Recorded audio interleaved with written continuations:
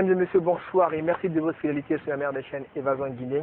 Bienvenue dans votre émission Partir ou rester. Vous savez, cette émission qui parle de l'immigration, en général la diaspora guinéenne. Aujourd'hui, pour en parler, un thème qui nous préoccupe, c'est bien sûr la diaspora, l'immigration et l'engagement culturel. Pour en parler, nous recevons sur ce plateau ce jeune journaliste. Lui, il a fait son temps du côté du Sénégal, il a étudié le journalisme à l'école, à l'université Cheikh Anta Diop du Sénégal.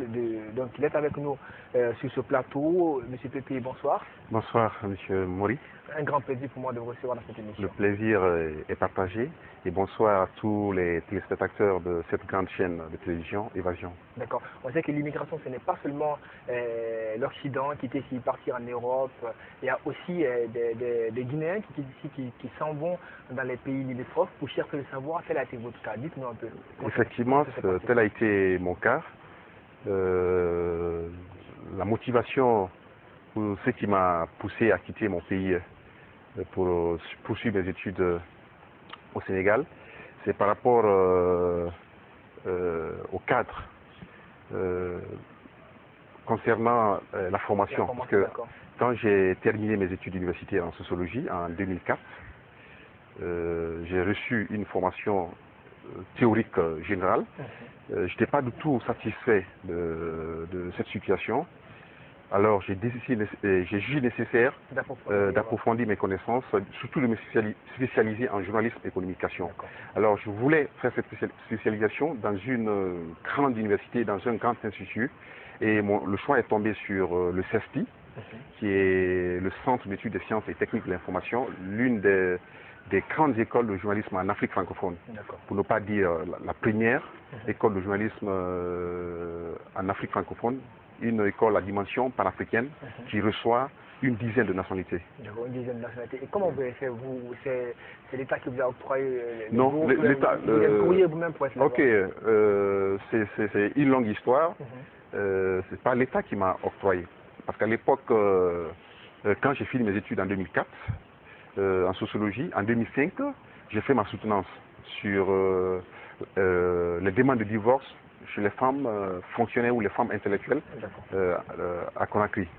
Et après ma soutenance, alors j'ai cherché à décrocher une bourse qui ne venait pas. Alors c'est ainsi que j'ai décidé d'aller moi-même m'inscrire, parce que j'ai eu des informations sur le CESTI qui recrute par concours, les étudiants par concours. Et à travers le site qui n'était pas à jour, parce que j'ai eu des informations après, quand j'ai débarqué dans le pays, j'ai vu que les réalités étaient différentes des informations que j'ai eues sur le site. Alors voilà dans quelles conditions j'ai quitté ma Guinée natale pour me retrouver au Sénégal, plus précisément à Dakar. Et j'ai fait le concours entre mars-avril, parce que j'ai quitté la Guinée entre février et mars 2006. J'ai fait le concours en avril, niveau licence, parce qu'il faut le dire, le CESTI recrute à deux niveaux. Il y a le niveau bac et le niveau licence. Et comme moi, j'avais déjà un diplôme, une maîtrise en sociologie, alors j'ai passé le concours pour le niveau licence. Et je suis admis au concours. Malheureusement, ce que j'ai dit, les informations reçues sur le net étaient vraiment différentes des réalités. Parce que selon le régime ancien du CESTI, parce que le CESTI a été lancé par les Canadiens. Et quand le candidat est admis par concours, automatiquement il a droit à une bourse. Et avec cette information, j'ai quitté le pays pour aller vers le CESTI. Malheureusement, ce n'est pas le cas, parce que l'école était revenue ou est revenue au Sénégalais. L'ancien système n'était plus en cours, l'école est revenue au Sénégalais et c'était un système mixte. C'est-à-dire le Sénégalais ne paye pas, plutôt c'est les étudiants étrangers. Et le terme étranger aussi n'est pas le bienvenu dans le jargon du CESTI, parce qu'on considère, comme l'école a une vocation panafricaine, on nous appelait les Africains, les étudiants africains. Juste pour au moins nous permettre une parfaite intégration dans le monde universitaire sénégalais. Et voilà comment les choses se sont passées. Mais ça n'a pas été facile. Parce qu'avec mon diplôme, ma maîtrise en sociologie, je pensais que j'aurais pu trouver du travail sur place. Et pouvoir travailler et subvenir à mes besoins, surtout payer mes études. Ça n'a pas été facile parce qu'il y a souvent une sous-estimation par rapport à nos diplômes. Et ça a été vraiment une source de frustration, une source vraiment de... Enfin, ça m'a vraiment choqué, frustré de vivre une telle situation. Une situation très difficile. Très difficile. Voilà comment les choses se sont passées dans le cadre de mon séjour, de mon aventure au Sénégal. Quand vous êtes parti au Sénégal, vous avez passé une année sans étudier? Non. Le concours, c'est en avril. Mais généralement, les résultats sortent en mai. Et on commence, la rentrée universitaire, c'est au mois de novembre. C'est du fin octobre, début novembre.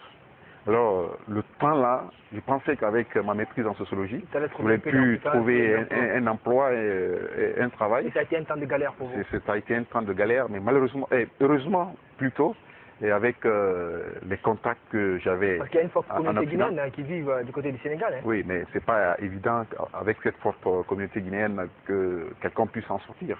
Parce que chacun des Guinéens qui vivent a un problème à lui. Mais pas qu'à l'étranger, les Guinéens se donnent la main, vous êtes d'accord, les pays. Enfin, il faut relativiser vraiment ces choses. Parce que ça dépend du milieu dans lequel tu es.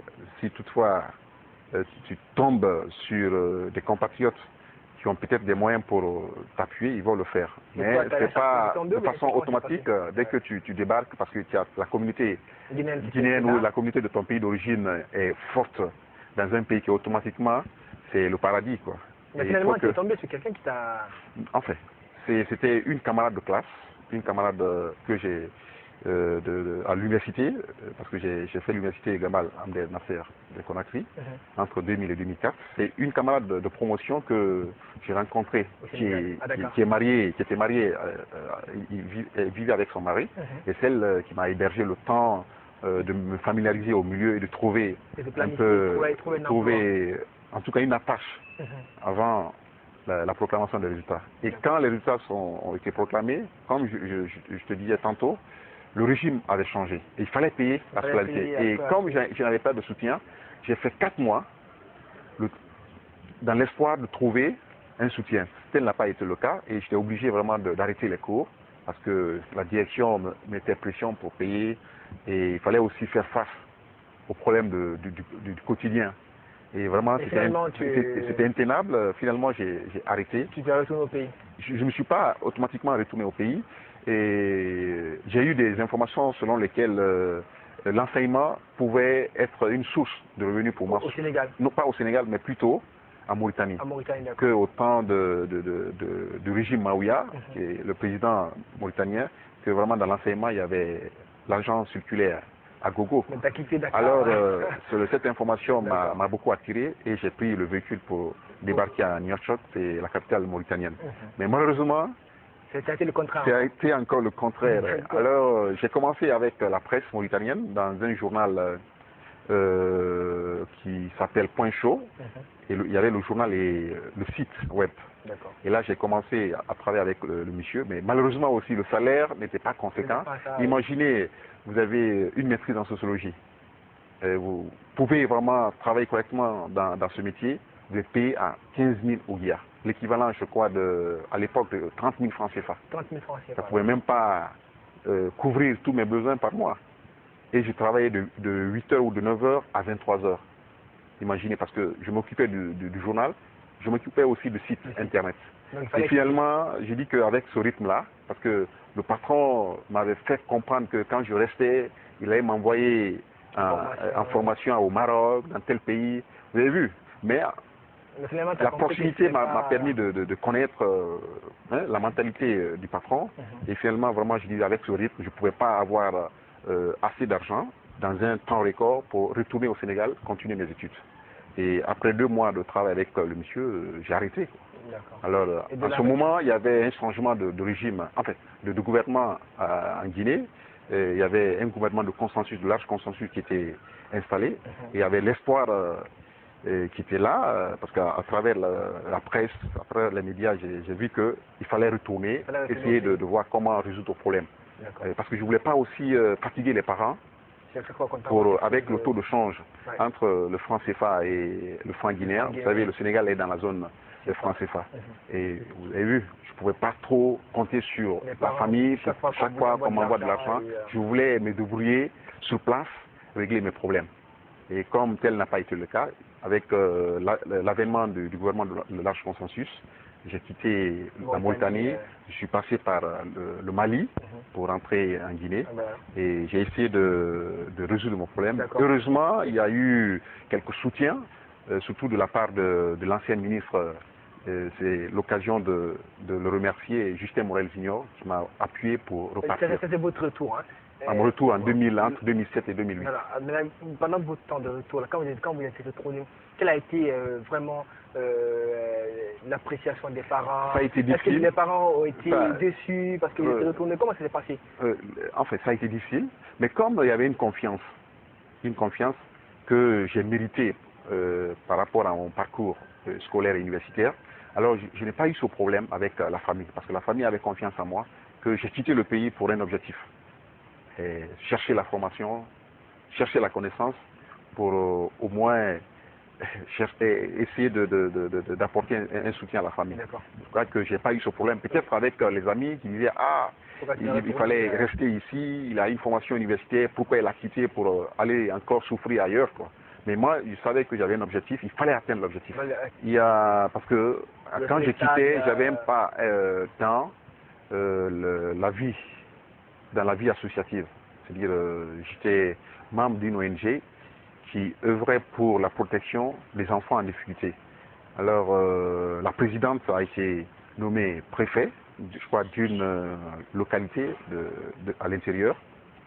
Alors, j'étais avec cette personnalité, qui est une femme, pour gérer un peu son ONG. Mais les rapports n'ont pas été aussi au beau fixe.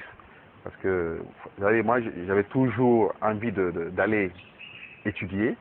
Alors, quand il y a eu ce soutien de la part de l'ancien ministre Justin, alors j'ai demandé à repartir, du côté du Sénégal.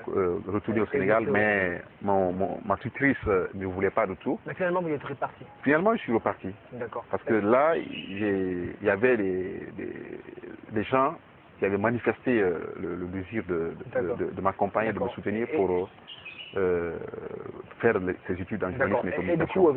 Et j'ai fait le concours cette fois-ci sur place à Conakry et je suis admis, je suis reparti pour continuer au CESTI. D'accord. Et quand vous êtes reparti au Sénégal, là, du coup, vous êtes senti dans notre vie en tant que journaliste. Et déjà, vous avez milité aussi dans la vie artistique, vous avez fait une composition musicale. Dites-nous, comment ça s'est passé un pied dans le journalisme au Sénégal, en tant qu'étudiant guinéen qui vit au Sénégal, et vous placez une autre partie de vous, c'est-à-dire un autre pied dans la musique? Dans la musique, dans le monde de la culture. Avant même d'aller au Sénégal, quand j'étais au lycée ou à l'université, j'avais un pas dans la musique, parce que j'ai fait une série de concerts en live dans certains établissements et surtout un grand concert live au Centre culturel franco-guinéen en 2000. En 2002, je m'excuse. Vous savez, entre le journalisme ou le monde du journalisme, le monde des médias et celui de la musique ou de la culture, il n'y a qu'un pas. Les deux acteurs participent à l'amélioration des conditions de vie de la population. C'est pourquoi ce transfert où la pratique de cette activité, de cette deuxième activité n'a pas posé assez de problèmes. Et même quand j'ai pu réaliser ce clip avec le soutien des amis en France, en Allemagne, du coup, quand le clip est sorti, la presse sénégalaise, comme je suis un produit de cette presse, automatiquement m'a adopté. Voilà, avec des interviews dans les journaux, des interviews dans certaines télévisions sur place, comme TFM, la télévision de Youssou N'Dour. Et on constate aussi quand vous êtes sorti un single, le titre c'est Monologue. Hein. Monologué. Oui. Et d'ailleurs, Monologué, en tant que journaliste, vous faites sortir ce clip. Et vous parlez dans ce morceau de la liberté de la presse, la liberté d'expression. de la presse. Nous allons essayer de suivre ce clip et juste après on va revenir sur ce plateau pour parler de la liberté de la presse d'une part et de l'engagement culturel. C'est très important quand vous partez en Occident. Excusez-moi, quand vous quittez votre pays pour vous rendre dans un autre pays, vous revenez avec quelque chose, je crois que c'est très important. On va suivre ce clip juste après on revient sur ce plateau. Au commencement était la parole. Il en sera ainsi à la fin des temps. Alors empêcher le peuple de s'exprimer, c'est agir contre la volonté de Dieu. Volonté de Dieu. Dieu, Dieu.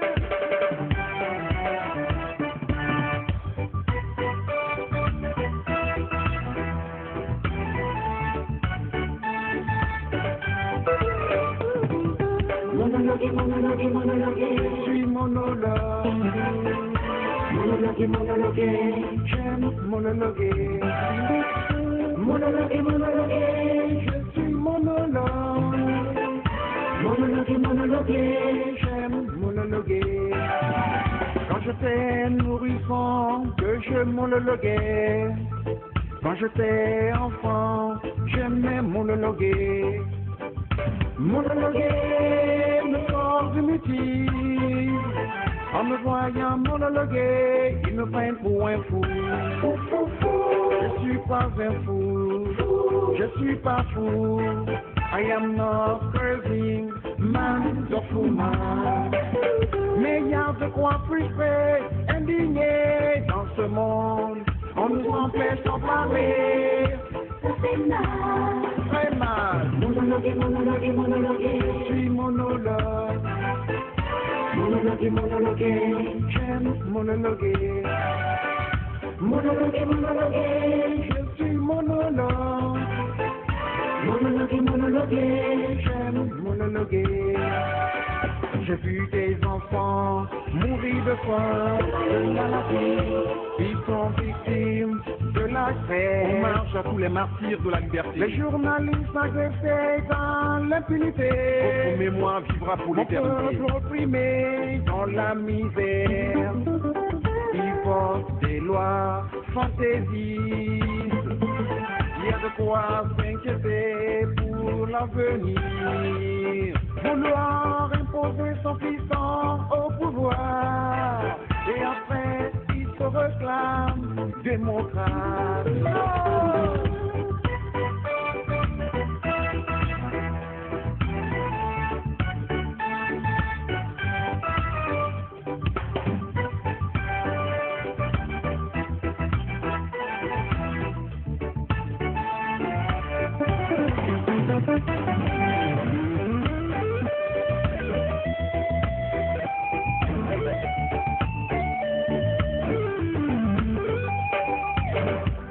La parole est un besoin naturel, socialement vital. Et la liberté d'expression, un droit civil, politique fondamental et inaliénable. Alors, pourquoi empêcher le peuple de jouir de son droit le plus absolu, celui de dire librement ce qu'il pense et ressent? Monsieur le Président, laissez-moi vous gratifier d'un conseil de citoyens éclairés. La dictature est un prestige gratuit, mais hélas, historiquement suicidaire. À bon entendeur,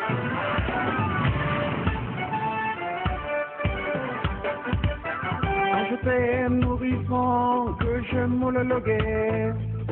Quand j'étais enfant, j'aimais monologuer. Monologuer, je suis monologue. Monologuer, j'aime monologuer.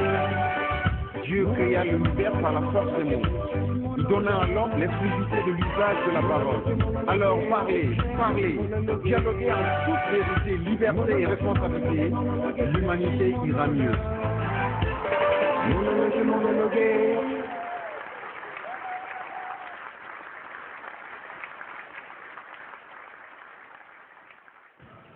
Alors, on vient de suivre ce magnifique clip qui est réalisé du côté du Sénégal, la liberté d'expression. Vous partez là-bas, vous faites un clip, la liberté d'expression, et que ça coïncide à l'élection présidentielle, à ce mouvement de contestation en 2012 avec la réaction de Maître Wade, Abdoulaye Wade, la candidature du président Abdoulaye Wade, que les gens ont refusé, il faut le dire déjà. Vous sortez une sorte de musique pour la liberté d'expression. Est-ce que ça ne vous a pas créé des problèmes? Pas du tout. Vous savez, c'est d'ailleurs l'une des raisons qui m'a poussé à aller étudier au Sénégal. Cette ouverture sur le monde, cette tradition démocratique, ou cette tradition de la démocratie qui caractérise la vie, de façon en général, la vie sénégalaise. Ça m'a beaucoup marqué, et à défaut d'aller en Occident, avec le manque de moyens ou cette difficulté d'avoir le visa, c'est vraiment une destination dans le cadre des études. Le pays connaît une ouverture sur le monde. Il y a beaucoup d'étudiants guinéens qui sont à l'université Cheikh Anta Diop et même l'université Gaston Berger de Saint-Louis. Et ça n'a pas posé problème. À partir du moment que le Sénégal, il faut le reconnaître, c'est un pays de grande démocratie.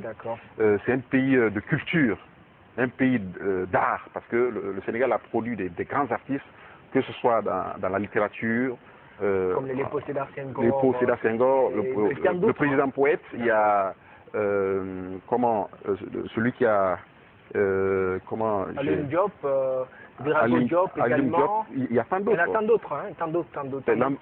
Il y a même Cheikh Anta Diop lui-même. Oui, qui est scientifique. Il y a aussi celui qui a écrit L'aventure ambiguë. C'est Cheikh Hamid Khan, qui est vraiment une référence dans la littérature africaine. Sur le plan intellectuel, sur le plan musical, nous avons Youssou N'Dour, qui est vraiment une grande voix sur le plan international. C'est pas pour magnifier le Sénégal, mais c'est une terre de culture quand même, il faut le dire. C'est une référence, il faut le reconnaître.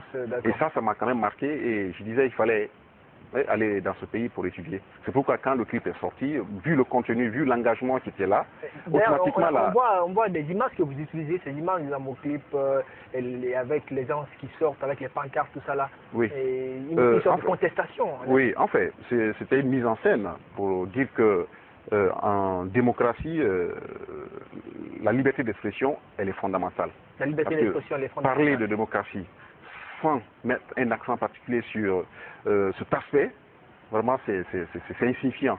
La démocratie, c'est-à-dire part ou se concrétise, se consolide avec la liberté d'expression, la promotion de la liberté d'expression. C'est le quatrième pouvoir. Voilà. Et dans d'autres pays, on peut même dire que c'est le premier pouvoir.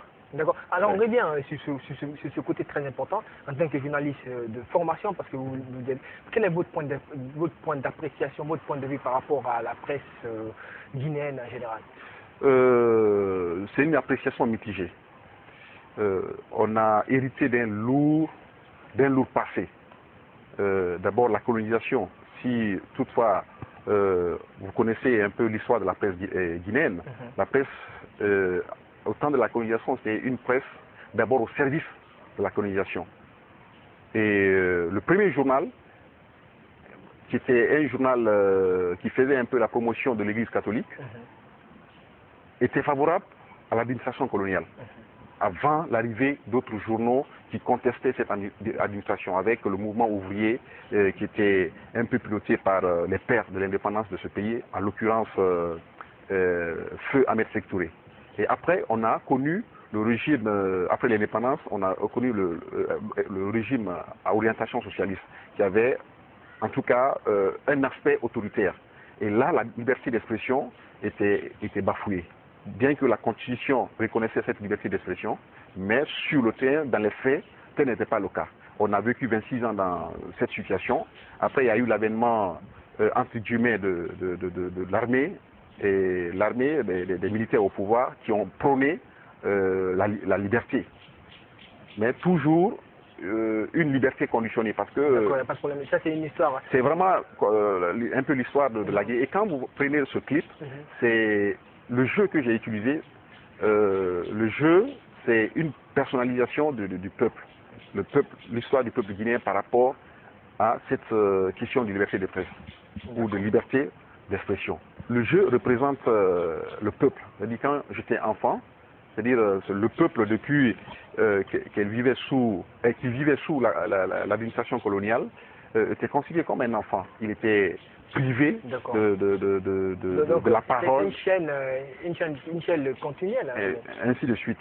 Vous voyez, parce que la parole est vraiment fondamentale dans la vie. Monologue, c'est parler seul. C'est parler seul, parce que le peuple a toujours parlé seul. N'a pas eu d'interlocuteur. De Shakespeare. Voilà, n'a pas eu. C'est un mot qui est beaucoup utilisé dans le jargon théâtral.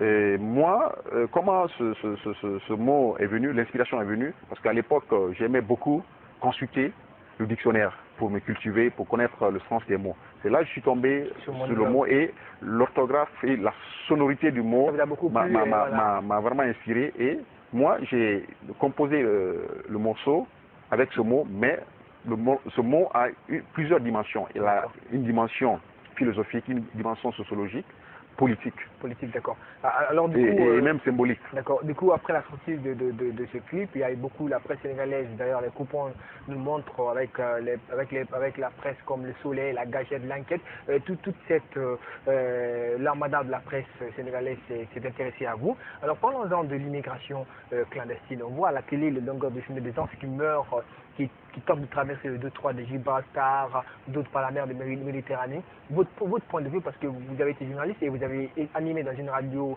une émission qui s'appelle Diaspora. Et dites-nous, quel est votre point de vue par rapport à l'immigration? On ne cessera de dénoncer cette question d'immigration clandestine. L'immigration, de façon générale, est un phénomène naturel, un phénomène sociologique. Tant que le monde existera, il y aura toujours de l'immigration.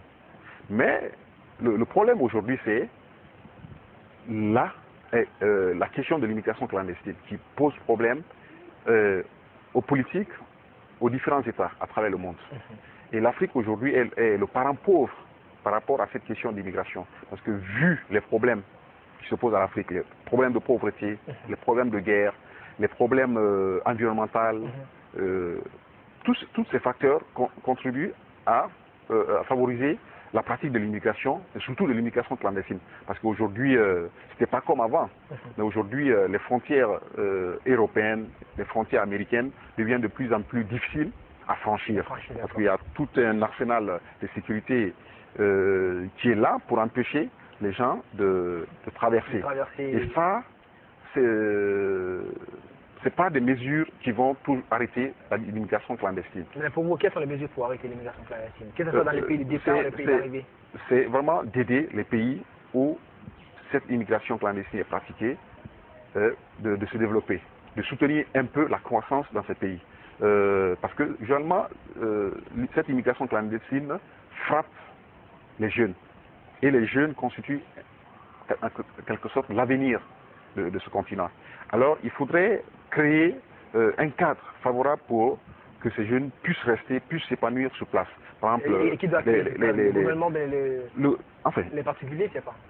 Que ce soit les particuliers. C'est-à-dire il faut une approche globale, une approche holistique, comme on le dit souvent. C'est-à-dire tous les secteurs doivent être impliqués et il faut vraiment une telle vision. Et que dans la coopération internationale, qu'on puisse développer des politiques, des actions, des activités de nature à aider les jeunes à rester sur place.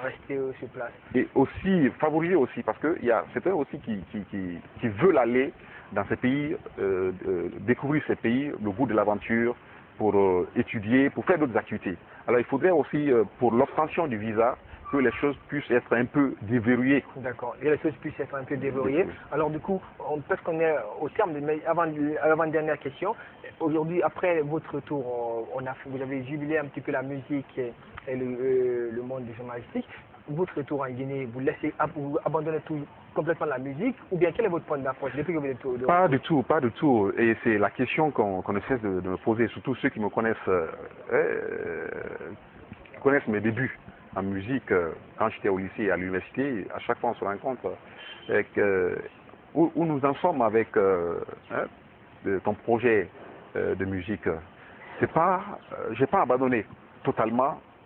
Peut-être c'est le temps qui me manque, parce que la gestion d'une carrière musicale, elle est lourde.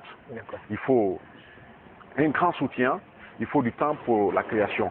Mais j'ai une autre approche pour ne pas que ce projet que j'ai commencé, qui a un peu caractérisé mon parcours de jeunesse, je puisse l'abandonner comme ça. Hein? J'ai une autre maintenant approche par rapport à la pratique de la musique. J'ai une approche communicationnelle. Alors, je compose en fonction des thèmes de l'actualité, en fonction des réalités qui s'imposent.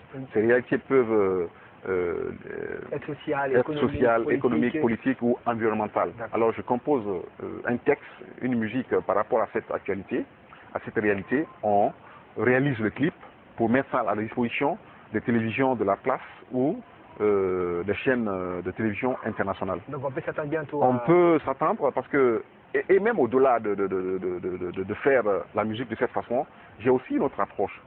Parce qu'aujourd'hui, la musique domine un peu la vie des jeunes. Et pour amener les jeunes à être plus cultivés, à être plus opérationnels, plus utiles à leur société, j'ai aussi prévu d'autres contenus que je vais ajouter à ce projet musical. En tant que journaliste, je peux penser réaliser une grande enquête sur une problématique bien donnée, accompagné, c'est-à-dire quand vous prenez un CD, la face A, on peut avoir des compositions musicales, mais la face B, c'est purement une grande enquête. Un grand reportage, une grande enquête sur une problématique bien donnée. Et ça, c'est pour amener les jeunes à se cultiver, mais tout en écoutant la musique sur un même CD. Oui, parce que c'est aussi par rapport à la nouvelle donne. Parce qu'aujourd'hui, les artistes sortent uniquement des albums qui ont du mal à se faire vendre sur le marché, compte tenu de la piraterie qui caractérise l'industrie musicale. C'est aussi une autre façon de contourner cette piraterie qui domine un peu l'industrie musicale. Pour peut-être terminer ou pour ajouter par rapport au thème du jour, l'immigration et l'engagement culturel. Vous savez, quand vous quittez votre pays, vous êtes toujours animé d'un certain sentiment, un sentiment d'injustice, un sentiment de résoudre peut-être un problème, ou un sentiment parce que dans votre pays, il y a certaines valeurs qui manquent. Vous allez pour chercher ces valeurs, hein, parce que le pays que vous choisissez, vous êtes convaincu que ce pays-là a ce système de valeurs. Vous allez intégrer ce système de valeurs dans l'espoir de revenir servir d'exemple pour ceux qui sont restés. D'accord. C'est pourquoi, quand vous quittez votre pays, vous allez pour vous intégrer ces valeurs, forcément, vous êtes animé d'un sentiment. L'engagement est inévitable. Soit l'engagement peut se faire du point de vue politique ou du point de vue culturel ou artistique. Et nous, on a choisi de s'engager du point de vue artistique ou culturel pour essayer de renverser cette tendance, c'est-à-dire le contexte qui se présente. Améliorer le niveau de culture ambiante et essayer d'être des exemples, des porte-voix pour les autres qui n'ont pas eu la chance de partir. Parce qu'au moment où je faisais ce clip, il y avait l'élection présidentielle qui battait son plein, avec la candidature contestée du président sortant, Ablaye Wade, à l'époque, c'était en 2012. Alors il y a eu assez de mouvements, il y en a marre, un mouvement de jeunes, un mouvement citoyen de jeunes, qui a beaucoup fait pour au moins barrer la route à ce banditisme, on peut le dire, banditisme politique qui était en cours dans le pays. Et il fallait aussi s'engager pour ajouter son grain de sel à ce combat en tant que panafricain, bien sûr. On aura l'occasion d'en parler, bien sûr, dans cette émission, parce que nous sommes au terme de cette émission. Vous allez juste en une phrase, une minute, fixer la caméra qui est en face de vous, vous adresser à tous les jeunes qui veulent faire comme vous, qui veulent partir étudier, revenir servir leur pays, mais à d'autres aussi qui veulent partir clandestinement. Le message est clair. C'est pas mal d'aller ailleurs pour acquérir la connaissance, pour pratiquer une activité. Mais en le faisant, il faut le faire de façon légale. C'est dans ça que vous aurez votre dignité, c'est dans ça que vous pouvez être utile à votre pays. Et il faut toujours avoir un objectif, un projet de départ avant de quitter le pays. Et toutes les épreuves, qu'elles soient heureuses ou douloureuses, sont toujours les bienvenues quand vous quittez le pays pour l'étranger. Alors, c'est un message vraiment d'encouragement, d'émulation que j'adresse à la jeunesse guinéenne, surtout ceux qui veulent quitter le pays pour aller à l'étranger dans le cadre d'une activité bien donnée. De le faire de façon légale, c'est ça qui est plus profitable, plus avantageux pour le pays et pour eux-mêmes. D'accord. Alors, M. Pépé, merci beaucoup. À moi de vous remercier. On espère vous revoir peut-être prochainement, hein, parce que je sais que vous avez beaucoup de projets. Le groupe Évasion Guinée, c'est votre télé, vous pouvez passer quand vous voulez. Alors, mesdames et messieurs, vous constatez déjà nous étions avec M. Pépé Guilebogui, les journalistes des formations même les artistes. Voilà, avec lui, nous avons débattu de ce thème-là, partir ou rester, la diaspora, l'immigration et l'engagement culturel. On espère vous retrouver, Inch'Allah, la semaine prochaine dans un autre numéro de cette émission Partir ou rester, où nous allons débattre d'un autre thème. Inch'Allah, au revoir et à bientôt. Merci beaucoup.